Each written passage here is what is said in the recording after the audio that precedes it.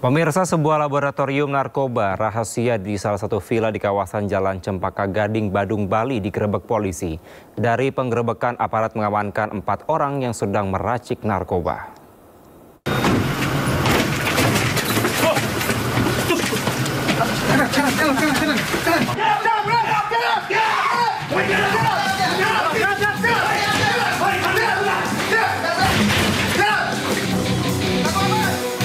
Subdit 3 Dit Tindak Pidana Narkoba Barreskrim Mabes Polri menggerebek laboratorium rahasia atau clandestine laboratory di salah satu villa di kawasan Jalan Cempaka Gading, Desa Ugasan-Ugasan, Kuta Selatan, Badung, Bali.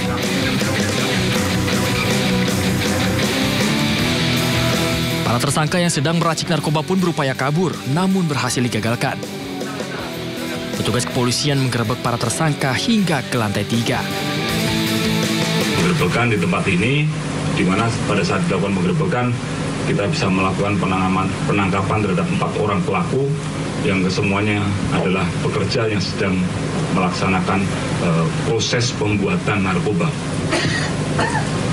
4 orang yang diamankan itu semua warga negara Indonesia berinisial MR, RR, N, dan inisial DA. Peran mereka adalah sebagai peracik dan pengemas atau yang kita sebut sebagai koki. Selain itu kita juga masih ada 4 orang lagi yang kita berikan status DPO sedang kita cari, yaitu inisial DOM sebagai pengendalinya, kemudian RMD sebagai peracik dan pengemas yang sudah sempat kabur sebelum kita grebek, kemudian ada inisial IC sebagai perekrut karyawan dan MAN sebagai penyewa villa. Penggerebekan dilakukan usai pengembangan dari penangkapan di daerah istimewa Yogyakarta pada September lalu. Dari penggerebekan ini, polisi berhasil mengamankan barang bukti berupa bahan narkotika padat dan cair, narkoba siap edar, hingga sejumlah alat membuat narkoba yang didatangkan dari sejumlah negara. Dari Badung, Bali, Bagus Alit, iNews melaporkan. Sementara usai maraknya video pesta narkoba di Lapas Tanjung Raja, Kabupaten Ogan Ilir, Sumatera Selatan, mantan pegawai lapas menantang Kepala Divisi Lapas Kemenkumham Sumsel membuka kebenaran terkait video viral tersebut. Sumpah mati, aku.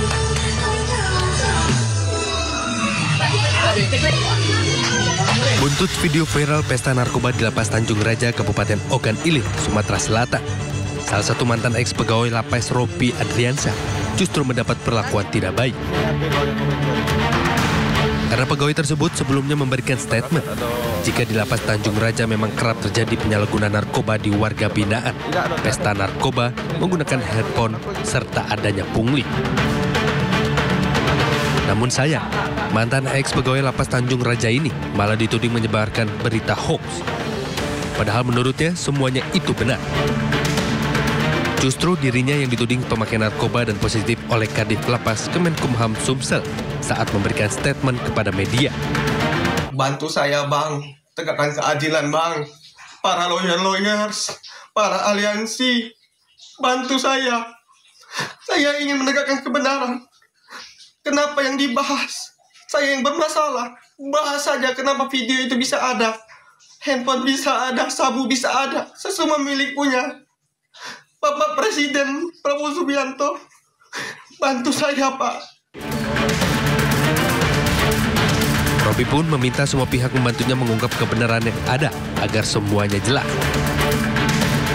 Dari Kabupaten Ogan Ilir, Sumatera Selatan, Fitriadi, iNews melaporkan. Kita ke informasi lainnya, pemirsa. Kejaksaan Agung menangkap bos Sriwijaya Air Henry Lee atas kasus korupsi tata niaga komoditas timah. Henry ditangkap saat tiba di Bandara Soekarno-Hatta. Akibat perbuatan dan juga puluhan tersangka lainnya, negara dirugikan sekitar 300 triliun rupiah. Kejaksaan Agung mengungkapkan peran tersangka Henry Lee dalam kasus dugaan korupsi pengelolaan tata niaga komoditas timah di wilayah IUP PT Timah Tbk pada tahun 2015 hingga 2022.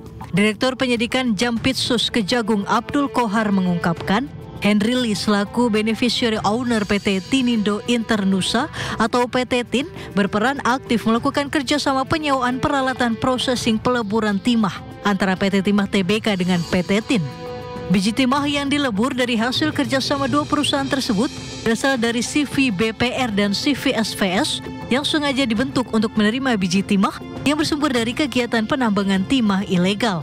Akibat perbuatan Henry dan puluhan tersangka lainnya yang saat ini dalam proses persidangan, negara dirugikan sebesar 300 triliun rupiah. Adapun tahapan selanjutnya, Henry ditahan selama 20 hari ke depan di Rutan Salemba, Cabang Kejaksaan Negeri Jakarta Selatan. Henry Lee, yaitu selaku beneficiary owner PT Tinindo Internusa atau PT TIN yang secara sadar dan sengaja berperan aktif melakukan kerjasama penyewaan peralatan processing peleburan timah antara PT Timah TBK dengan PT Tinindo Internusa. Seperti diketahui, Henry telah ditetapkan sebagai tersangka pada tanggal 15 April 2024 lalu. Selang 7 bulan kemudian, tepatnya pada hari Senin 18 November, Henry berhasil ditangkap oleh penyidik di Bandara Suta, Tangerang ketika kembali dari Singapura.